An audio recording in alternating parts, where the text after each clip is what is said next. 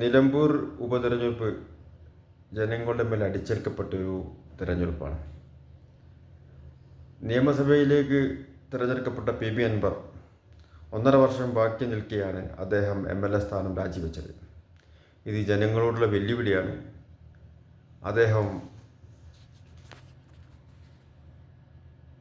രാഷ്ട്രീയ കാരണങ്ങളാൽ കൊണ്ട് ഇടതുപക്ഷ ജനാധിപത്യ മുന്നണിയിൽ നിന്നും തെറ്റിപ്പിരിഞ്ഞ് MLA സ്ഥാനം രാജിവെച്ച് ഒരു തെരഞ്ഞെടുപ്പിനെ നേരിടാൻ വാശി കാണിക്കുകയായിരുന്നു.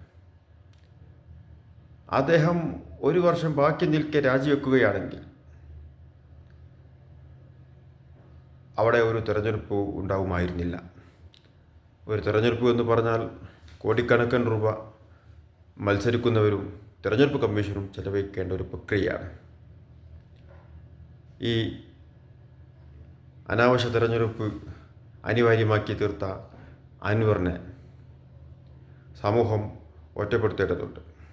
വാശിയും അതോടൊപ്പം വ്യക്തിഹത്യയും കൈമുതലാക്കിയ അൻവർ PC ജോർജിൻ്റെ ഗതിയിലേക്കാണ് പോകുന്നത്.